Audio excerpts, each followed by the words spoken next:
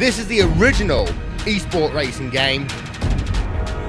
This is iRacing.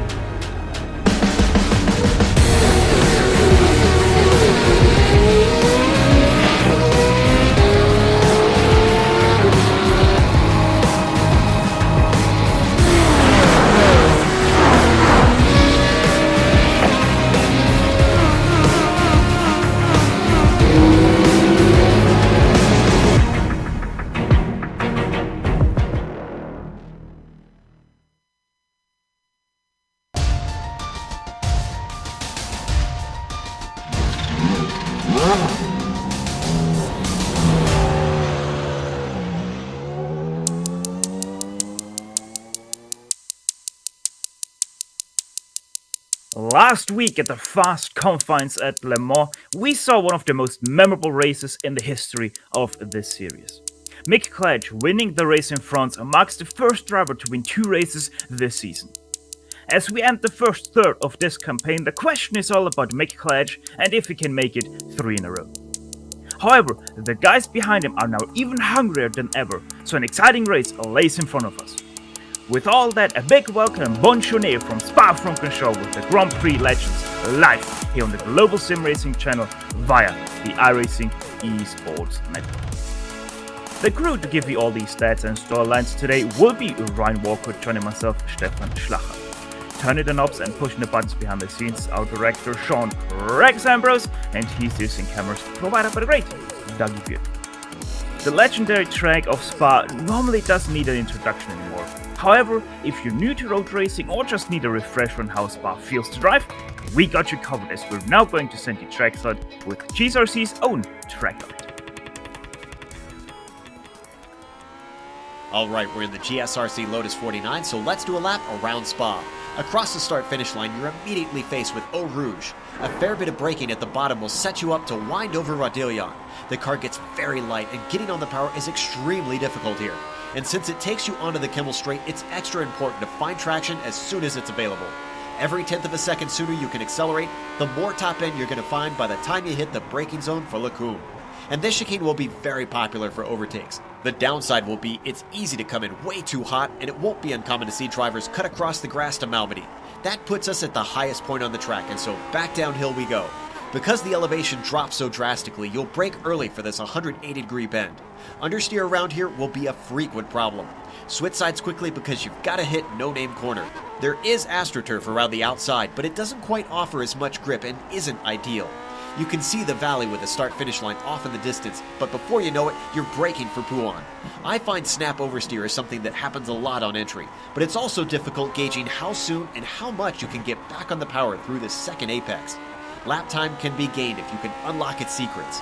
It's kind of a short burst of Fandies, which can be frustrating in the 49. It always feels like you're compromising one apex or the other and never truly nailing this right-left. Then there's Stavelot. Expect a lot of dirt and dust kicked up when drivers push it that little bit too hard and dip their wheels into the gravel on the left. On the second apex, you've got to really nail the launch off the bend. It doesn't help that the track gently curves while you're accelerating out of it, meaning you'll find yourself countersteering even in 4th gear. Now, while most cars are easily flat out through this left turn, in the Lotus you've got to lift just a little bit to make it through. Then stab the brakes and swing it into Blanchimont. Getting your right foot down quickly will be critical, but also get the car set up for the bus stop. Let it drift off to the left while you throw out the anchor and slow it down. This fiddly little chicane will produce a lot of missed apexes when drivers fly in way too hot. And it's going to be tough finding grip when you exit in the lower gears, meaning many might spin out as they get greedy. The final corner will be La Source and offers a last-ditch opportunity to overtake. Just be careful and watch out for the savvy drivers who can pull an over-under on you and snatch that place right back. What's great for viewers is that creates some thrilling finishes. But as we cross the line, we've now finished a lap around Spa.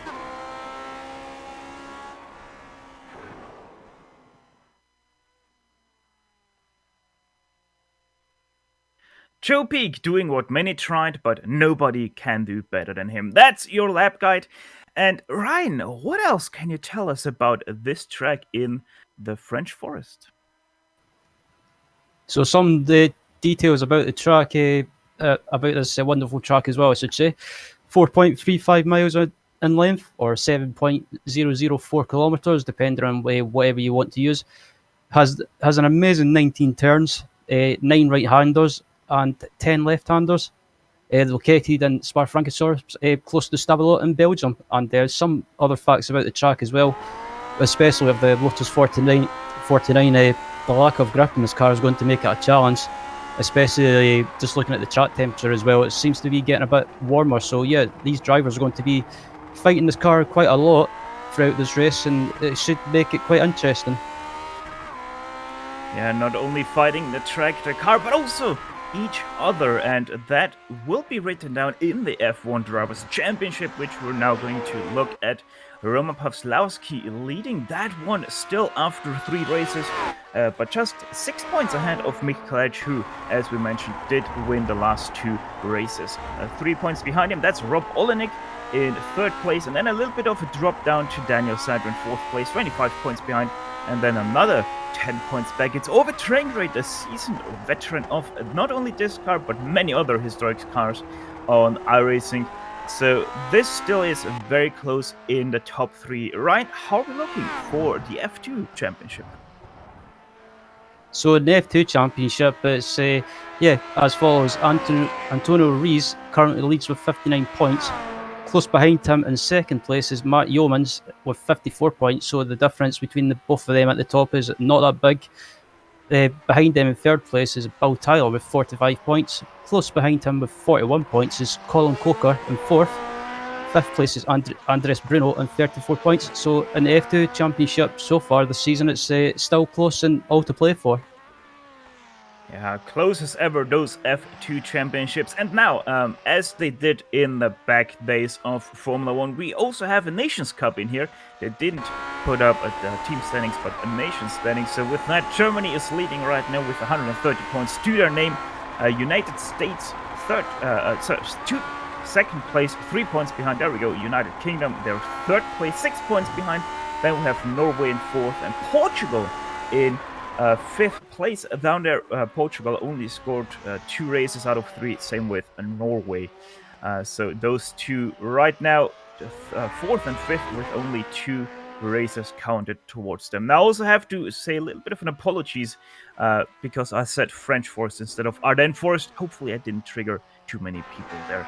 But talking about triggering, Ryan, how are we looking for the race details? So this is round 4 of 12, I should say.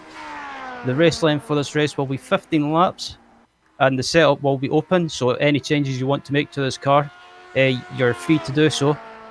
Considering it's an old car, there's still quite a lot in this car that you can change. So yeah, whatever you want to change, you feel free to go for it. And the incident limit for this race will be a 17x. If will be a penalty. If you get to 25x, you will be automatically disqualified. So yeah, some drivers are going to have to be very careful and maybe be careful in the early stages of this race. Yeah, have to be careful about triggering those off tracks all over this track. As we all know, it's very easy to get on the wrong side of the incident limit. Now, as always, though, a quick reminder that you're watching this broadcast live on the iRacing Esports Network. Make sure to like and especially subscribe if you haven't done so yet. You'll know if you haven't, as that button will still be bright red. Right now you can see in the background that qualifying is already going on. About 6 minutes have elapsed already. Mick Kledge right now, your first place driver, ahead of Roman Pawlowski and Michel Didignon. Daniel Sadler, Rob Olenek, your back end of the top 5 right now.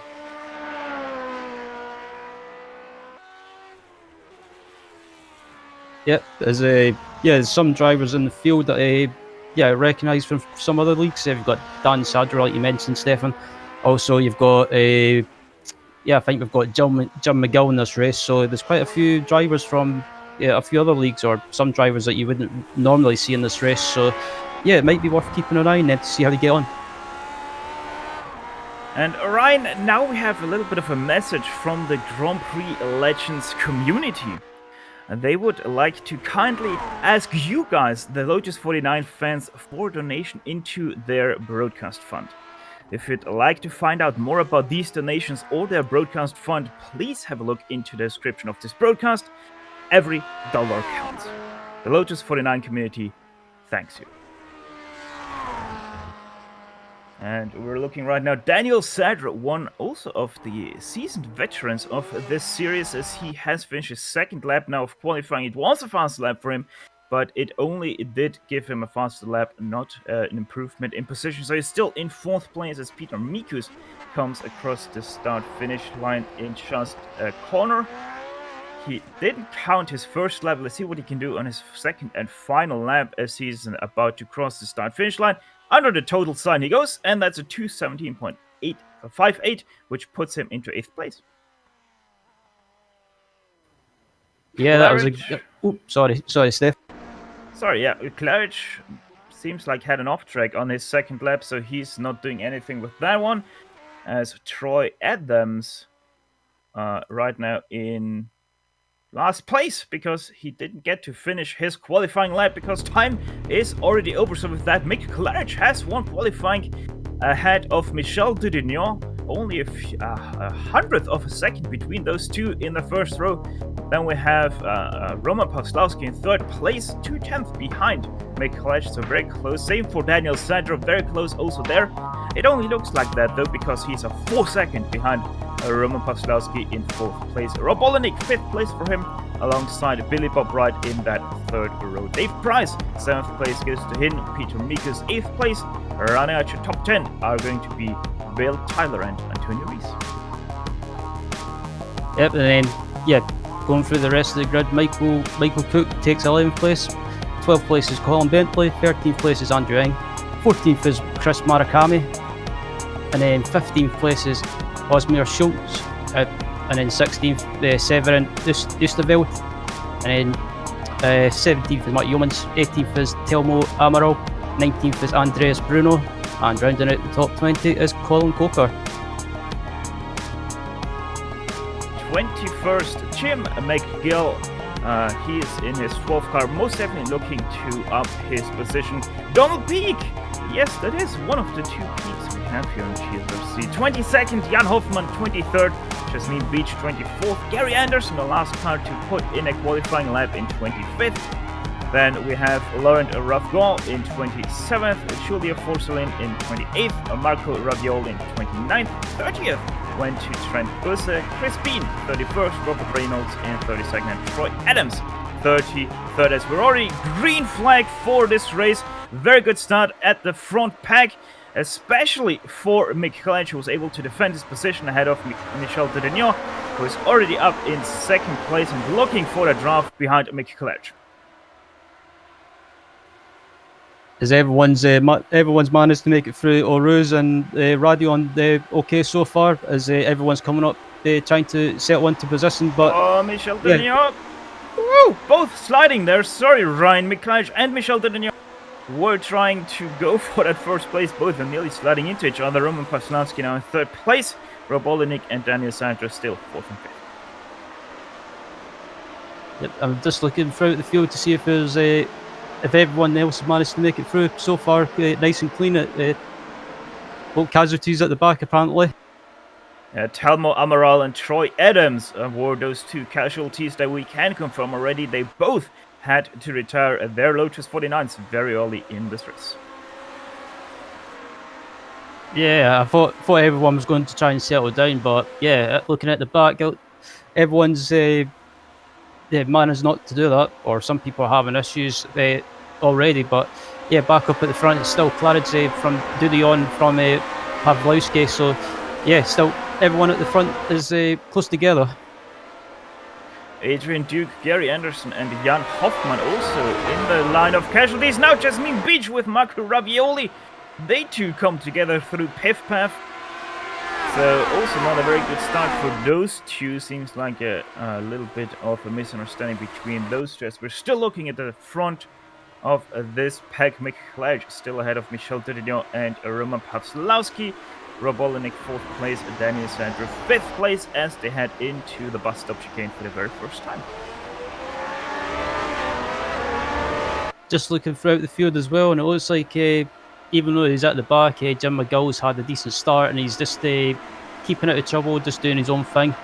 Cut up, or I think he was up a position, but apparently GRT's playing up, so he's still in P21, but he's managed to survive the first lap. So yeah, a decent job in the first lap by Jim McGill.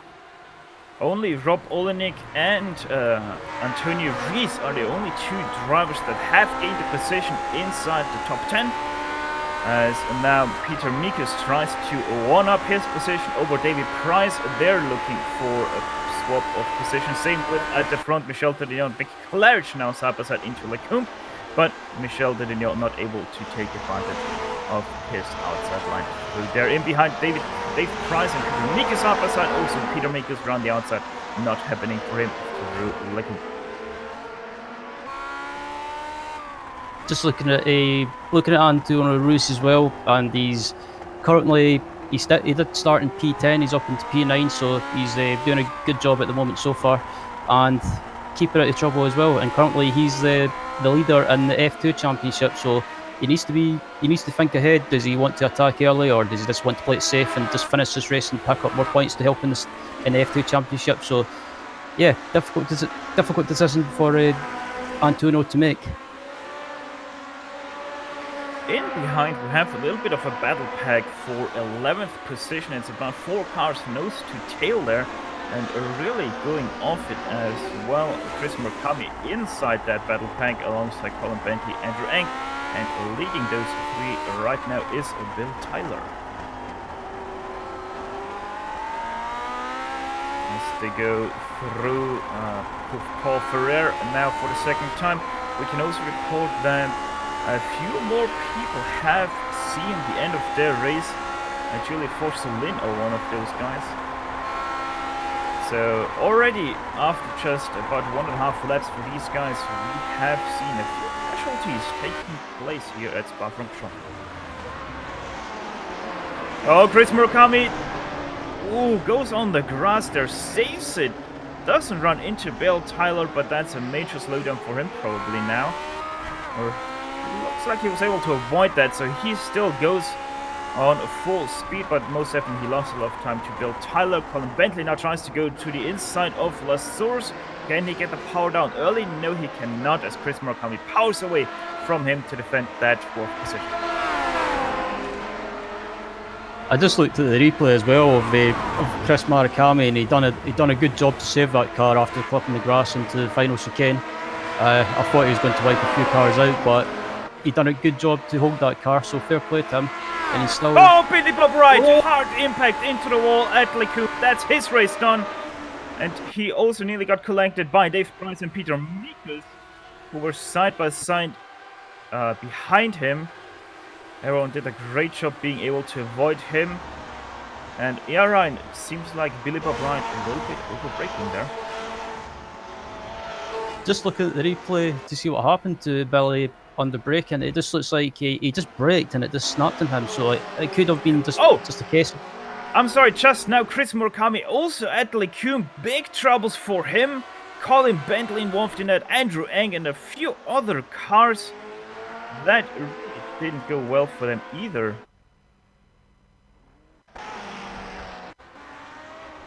Let's see what happened there. We just caught the end of that, so let's see. It also happened into Lecombe. And yeah, seems like Colin Bentley, the real cause of all of that trouble. Just ever so slightly tire-to-tire contact there between Colin Bentley and Chris Murakami. And it really seems that Chris Murakami with a lot of damage there from that spin.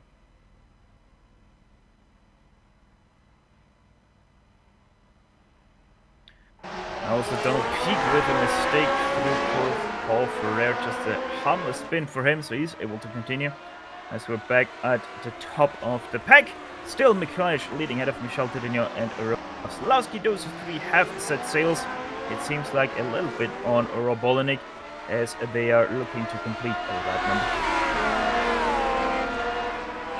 Yep, still up at the front is Claridge, Dunion, Pavlowski, and close behind them, like you say, Olenek behind them in 4th. So yeah, it looks like the top 4 are managing to pull away slowly from the rest of the pack behind them. So it could be. But as Claridge tries to break the slipstream from Dunion behind him, but manages to hold the position as they head into the corner. Yeah, seems like the drop Olenick had a little bit of a bad qualifying lap at 2:16.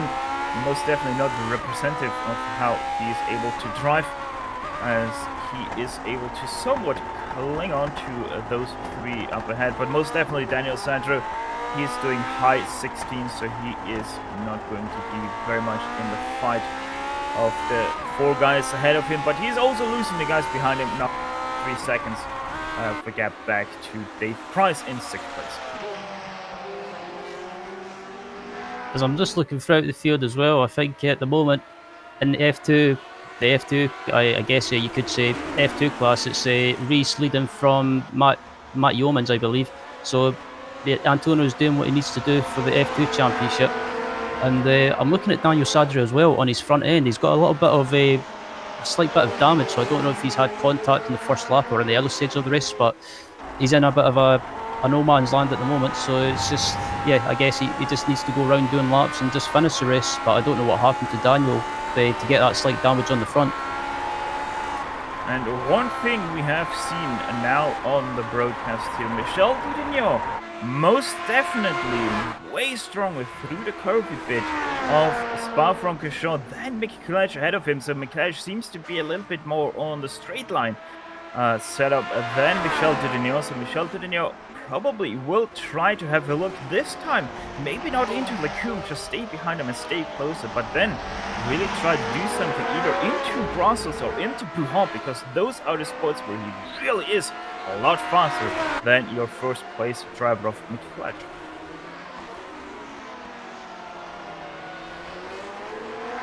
As they cross the start-finish line for another time, starting lap 5 now. So only 11 laps left in this motor race. Michel Dudignon with a little bit of a mistake now through Radelion, which does cost him a little bit of momentum. Obviously with the slipstream he's able to get back closer again to Mickey College, but that has slimmed his chances a little bit going now into Lecumbe. And that's a big mistake for Michel Dudignon. He goes straight on, takes the access road here. But that is going to be quite a slowdown for him, as he also goes down for Roman Pavlovsky, and he loses it!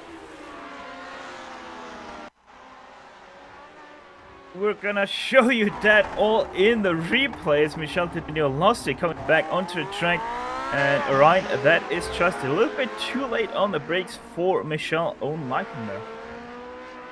Yeah, just watching the replays to see what happened, and it looks like Michel might have just carried too much speed possibly, or just pressed the brake too hard and it just made the rear end snap. But he had to run wide and take avoiding action, and then tried to rejoin the track. He didn't do anything silly, I believe, but he just the curb, he just spun the wheels up on the curb and it just spun him round, and he was just a passenger. Yeah, was able to avoid the barrier, so he's still continuing right now, sitting in 5th place behind Daniel Sandro. So I would nearly go and say that the win is out of question now for Michel Dudignon. Probably top 3 is going to be the best result he can salvage from a... As we're gonna take a look back into P8. That is going between Michael Cook and Antonio Rees. Let's see what the number 14 driver can do behind the number 10. Also, the battle for 6th place is very hot still between Dave Price and Peter Mikus. So 2 battles inside the top 10, extremely hot right now, as we're still focusing on Antonio Rees on board with him, just below his right side. There's a good battle between these two guys. There's still plenty of racing going on throughout the field as well, in the mid-pack, towards the rear of the pack, and it's proven once again why I love commentating on this series. It's close racing wherever you look. Just proved here like this battle with Antonio Rees and Michael Cook. That was a good run for Peter Mikus. Now over Dave Price. He goes to the left side because Dave Price was on the far right side on the exit curb of Radelion. Peter Mikus with a lot more head of steam there into Lecumbe. Let's see if he's able to overtake him, as Michel Dudignon has a bit of a problem on the brakes into Lecumbe. So Peter Mikus makes up a position, as that was Michel Dudignon stopped on the grass there, but he's not able to get past Dave Price yet again. just watching Michel Dudillon as well. It seems to be the case, what happened at Le Mans last week. He started off so well, and then he just started making some silly mistakes, I should say, and he just seemed a bit rattled. And I don't know if he's getting the same thing again after making that mistake. Maybe just rattled, lost his focus, and he's just trying too hard. But yeah, I'm not used to. I don't think both of us are used to seeing Michel making these sort of mistakes. Pretty much any mistakes is not a common thing for Michel Dudillon. We have to say, if you haven't watched last week, this is the second week in a row where Michel Dudillon continues to have big struggles on the brakes. So Michel, I don't know what has happened to him, or maybe just a little bit of a wrong tweak in all of his setups in Le Mans and now also in Spa, but that French-speaking turf, not really the best right now for the Frenchman. As just looking back up at the front as well, currently Mick Claridge is still in the lead from Pawlowski behind him. So these guys are still close together in the fight for the lead, but not far behind those guys either is Rob Olenek. So if these two guys up at the front get caught up with each other, Rob could be there to pick up the pieces. Dave Price still defending from Peter Mikus. Mikus tried to get a better run out of the bus stop. She came but was not able to. Now obviously also Michel Dudillon enters that battle for now 5th place between those two. So let's see what Michel Dudillon can do. He's obviously way faster than those two by about a full second a lap, but unless he cannot stop making his mistakes, he will not be very much in this fight. As now up ahead, you can see that from Michel Dudillon's onboard. Peter Mikus and Dave Price are once again side by side, with Peter Mikus to the left side of them. Michel Dudillon behind this lift on the throttle, and once again Peter Mikus not able to do anything around the outside of the first part of Lecombe, and nearly loses it over the grass there on the inside. Has to be careful. iRacing did turn down the grip outside the track limits. Absolutely, as we've seen with Michel a couple of laps ago on that AstroTurf, when he rejoined the track, he tried to get back in the power, and the rear wheels just spun up, and it's like you. I'm sorry, Ryan. I just noticed that Mick Claridge and Pawlowski have changed a lead. So Roman Pawlowski now in the lead ahead of Mick Claridge.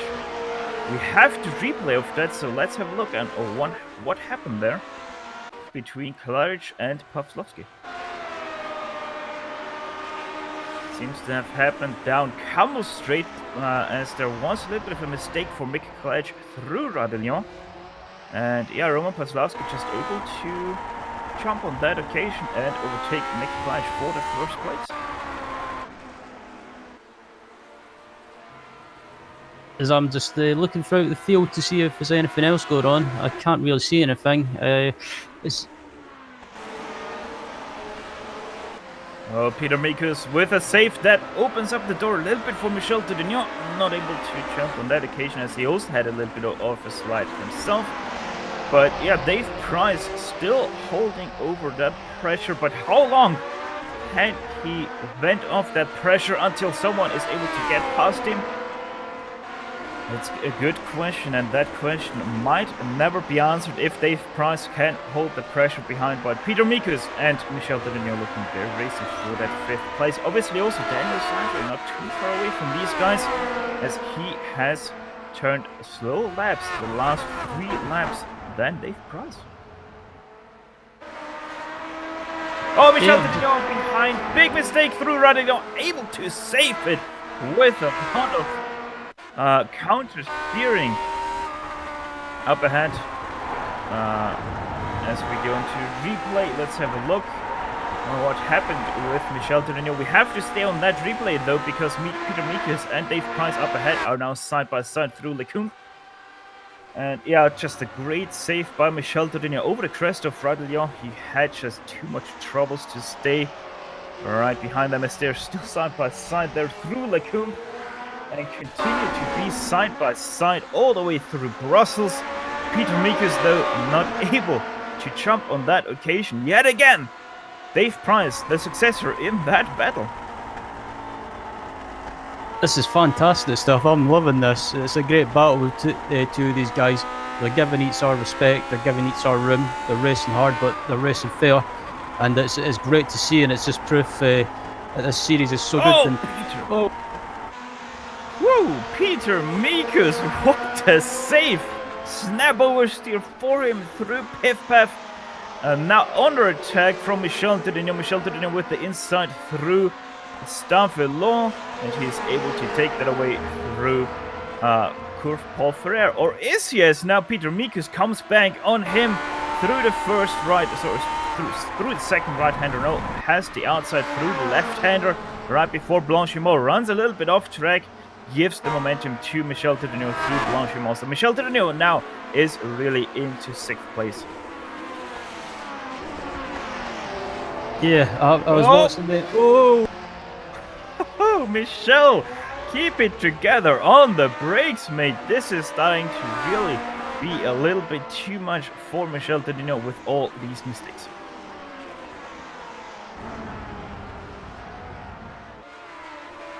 Up ahead, the battle for first place is still very hotly contended as Roman Paslavsky had a slowdown there through through Radillon, as he took too much of the inside curb. That also means Rob Olenek is able to get past him, so Rob Olenek now into 2nd place, Mick College into 1st place with a small little mistake for Roman Paslavsky. Yeah, I'm not sure what happened to Paslavsky. He might have got he got a slowdown, I believe, and it looks like he might have just took too much curb through Eau Rouge and Radion. So, yeah, that was unfortunate, but it gave Mick a chance to pounce and take the lead, and also Rob a chance to take 2nd place. So this race is far from over. Every battle is starting to really kick up in heat right now, and this is why we love the Grand Prix Legends Series. One of those battles is the battle for 14th place. Actually, I would nearly say it's up for 13th place, because Severin Osterveld leading that one ahead of Colin Coker, Colin Bentley, Osmar Schultz, Andres Bruno also in that. So in total, that's a 5-car train for that 13th place position. Fantastic battle between these guys in the mid pack.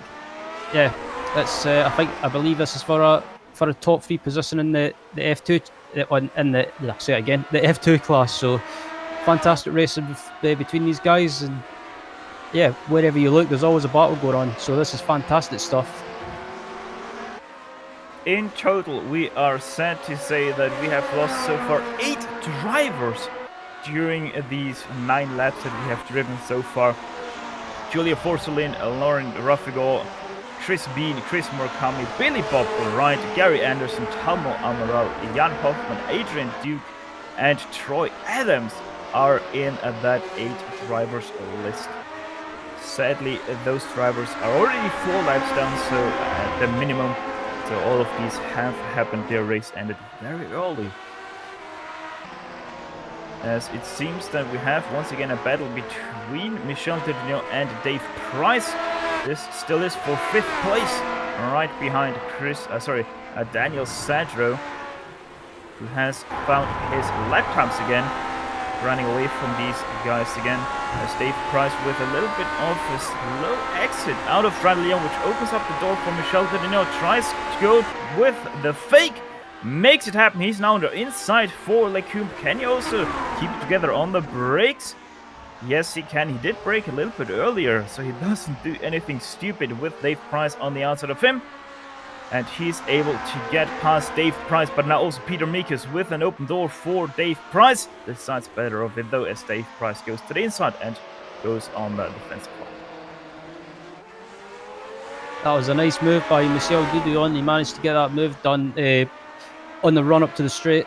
The run up the straight, I should say. Managed to get the move done, pull it off, and yeah, he's slowly pulling away from these guys behind and leaving them to battle amongst themselves. But this is still a fantastic battle between Dave Price and Peter Mikus. The 2 guys are back again. Peter Mikus, Dave Price have battled very long for that 6th place. Once again, they're back at fighting for that 6th place. I don't know if Peter Mikus will get past at one point, because he has tried so many times already that we have seen. and still he sits behind Dave. And once again, a little bit of a bad run through Ferrer, but that's not going to help him very much with these high-speed bends. The Lotus 49 is not very keen on taking. As Michel Tedinho up ahead of them, runs very wide, has a little bit of a wiggle coming back onto the track, but stays still ahead of them as Dave Price still able to defend his 6th place through a bus stop chicane. Yeah, if I was Peter sitting behind Dave, I'm not sure what I would do. Maybe wait until the last lap or the last couple of laps to make a move. Maybe just sit behind and plan out what you're going to do. It's something I always do. And other cars like the Spec Racer Ford or Skip Barber is try and time my move towards the end of a race. And if I feel I can pull off a move in the last lap, then I wait and pounce. But I'm not sure what to do. What would you do, Stefan, if you were in Peter's shoes?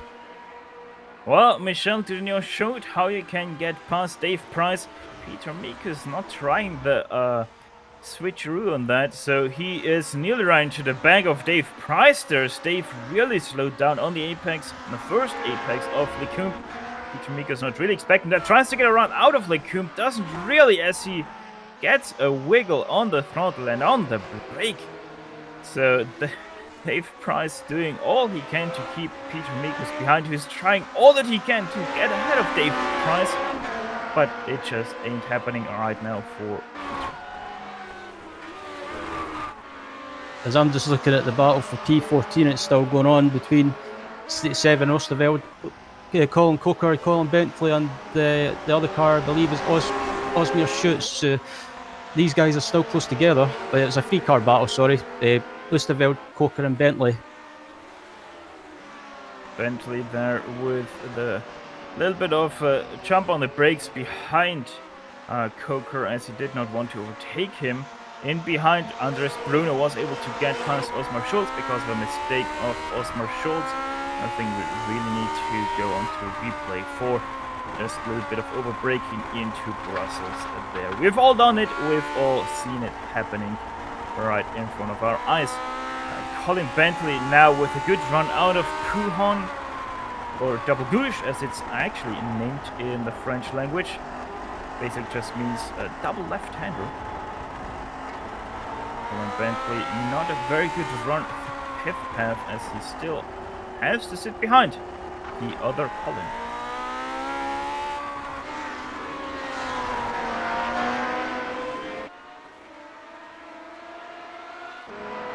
In the meantime, Mick Collage still is leading your motor race at Spa-Francorchamps already on lap 12 of this one, so only 4 laps to go for him as he's now coming up to Robert Reynolds to lap him. Perfect, going out of the way for both drivers. Also Rob Olenek able to get past him. For 5th place, we have a change in position though. Michel Tedinho already side by side with Daniel Sadro, who is not able to defend his position down into Lecumbe. So Michel Tedinho still continues on his recovery track. Just watching the replay of the move by Dudion on Sadro. That was a good run on Sadro, and I think with Sadro having that damage on the front, it's hindering his straight line speed. As we've got a replay on screen right now. Yeah, just a much better run for Michel Tedinho already through Radillon. So Daniel Santro really not looking all too strong even through the turns. And as you said, that damage probably doesn't help him either. Michel Tedinho makes the run happen through Lecumbe, and he's already about 7/10 ahead of Daniel Santro. But Michel Tedinho not without problems himself, as he once again goes very sideways through Pith Path and now also through Club Corner.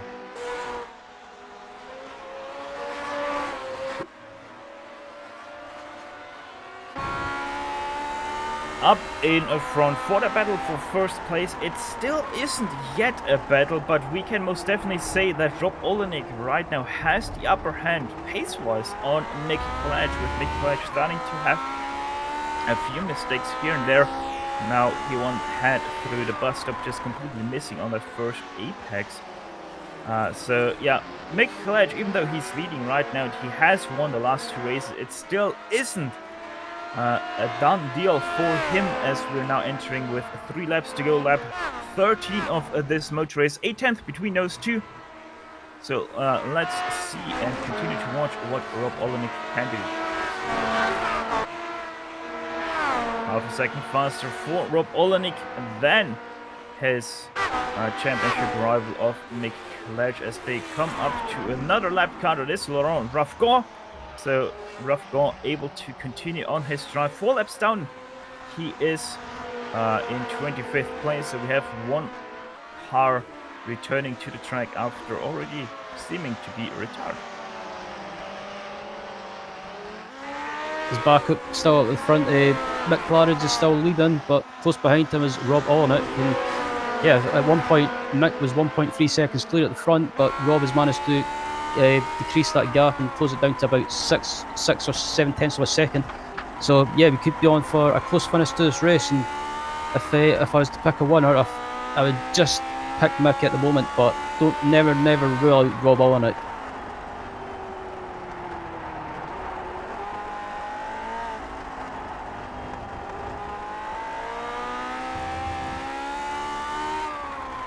Into club corner they go once again for the 13th time in this race. Rob Olenek not looking all too strong through this back half of the infield, you could say, of Spa-Francorchamps. Infield, most definitely, if you take in account the old layout of this track. As they now enter Blanchimont once again. Perfect run through that for both of them. Not making too many mistakes, minimizing the mistakes, always the motto for a race in Spa-Francorchamps. I really would like to see how many incident points both of them have right now, but quite honestly, I don't think it would be much more, or even more than 10 incidents. Yeah, I'm just looking throughout the field as well to see if there's any battles going on, and I think we've still got...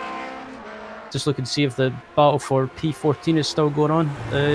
No, it seems to have spread out a little bit, so that's settled down. So, yeah, I think the closest battle is still at the front between the P8. So, yeah, looking at P8 as well to see what's going on. The battle between Michael Cook and I believe the other driver is Antonio Rees. Yeah, Michael Cook and Antonio Rees battling for that 8th place. Antonio Rees had a few issues the last few laps. He dropped way back behind Michael Cook, but he's able to regain all of that ground to come up behind him for that battle for 8th place. Antonio Rees, most definitely the faster driver, but right now also the much more mistake-prone driver than Michael Cook.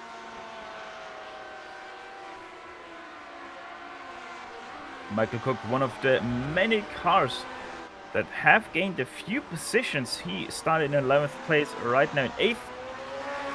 In himself a 3 position. As we're going to look at P9, that is Antonio Rees, who once again made a mistake through the run of Ride de Lyon, with now having Bill Tyler right behind him to challenge him for that second last place in the top 10.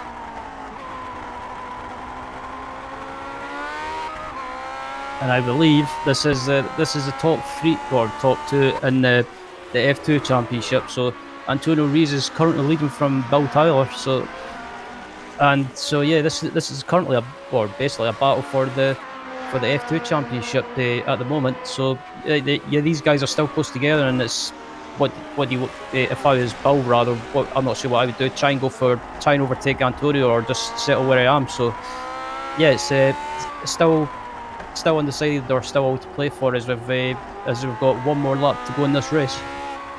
Yeah, as these two continue to battle, Mickey Cledge makes his way through La Source, which means that he is now going to enter the last lap of this motor race. Lap 15 of the 15-lap race here at Spa-Francorchamps. Now he has the white flag seen. So one more revolution for Mickey Cledge to make this his 3rd win.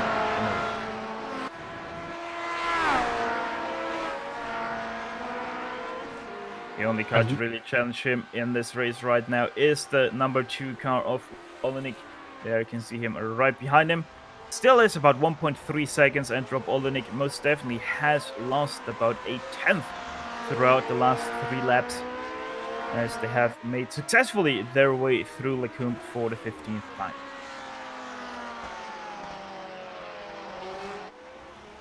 Just looking at Mick as well, and it looks like Rob is not being able to close that gap back down, so all Mick has to do is just keep it on the track, just get it round, just not do anything silly, and he's got this win, hopefully not jinxing it, but he's got this win in the bag to take another win after winning at Le Mans last week.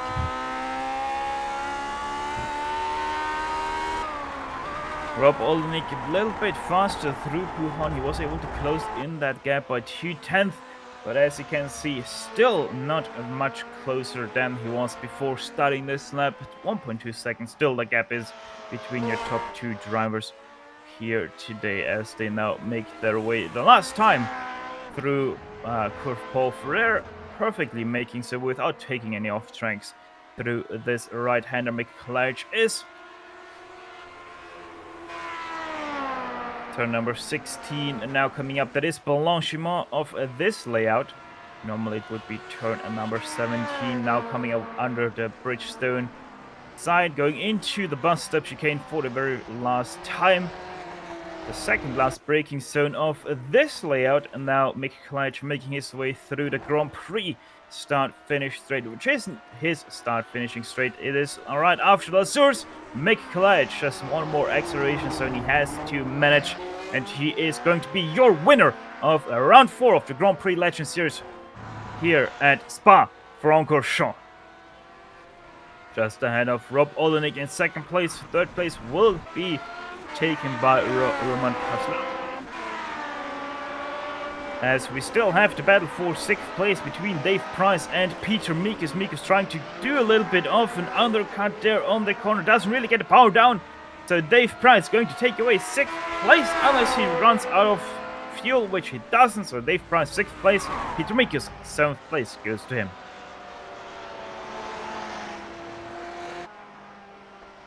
As it seems like... Sorry, go ahead.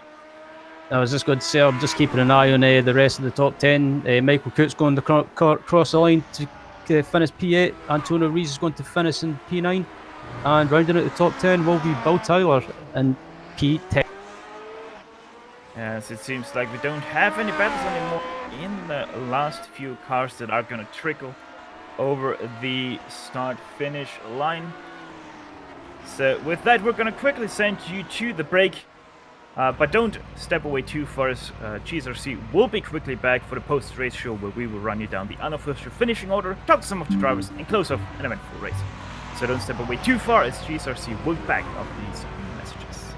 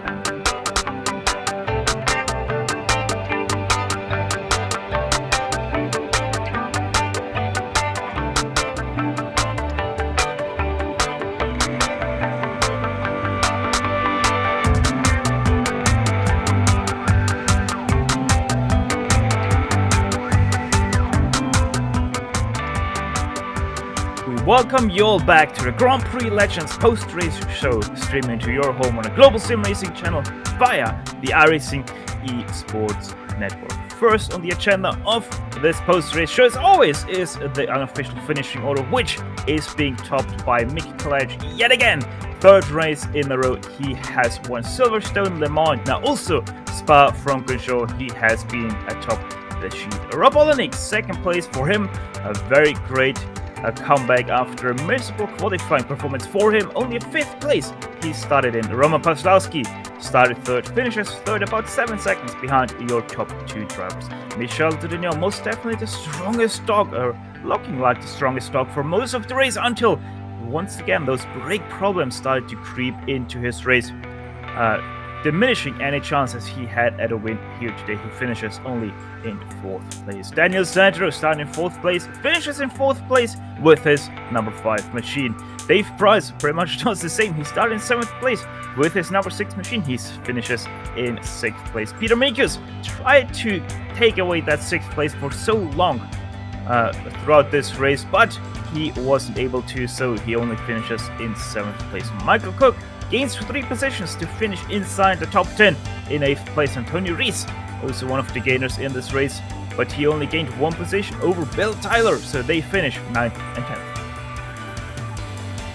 Finishing in P11 is Andrew Eng, P12 Mark Yeomans, Severin Osterveld finishing in P13, P14 was Andres Bruno, P15 was Osmir Schultz, P16 was Colin Coker, P17 was Colin Bentley, P18 Jim McGill, P19 Donald Peake, and rounding out the top 20 was Trent Buzzi. Marco Ravioli, the first car, 1 lap down in 21st alongside Robert Reynolds and Jasmine Beach.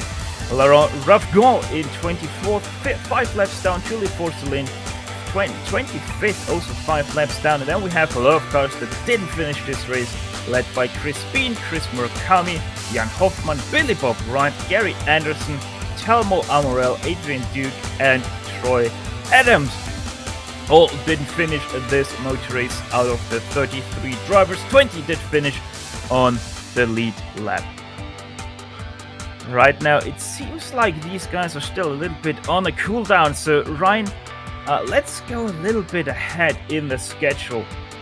We have now seen 2 very fast tracks back to back with Le Mans and Spa. Next week, we're going once again at a very fast track, Monza, to mark 3 speed tracks in a row. How are we looking forward to that? Well, I have to say I'm looking forward to it quite a lot. Monza rather, is one of my favourite tracks, and I think with it being a high-speed track as well, and the slipstream, is going to make for some exciting racing.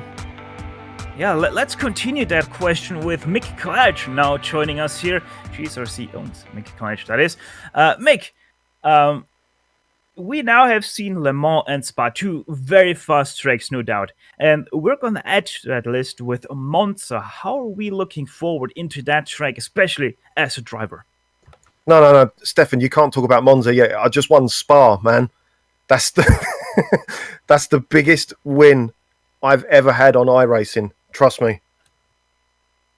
Well, you were challenged quite a lot by Michel Dudignon throughout the first half of this race, until once again his brake problems creeped into his race to really diminish his chances of winning this.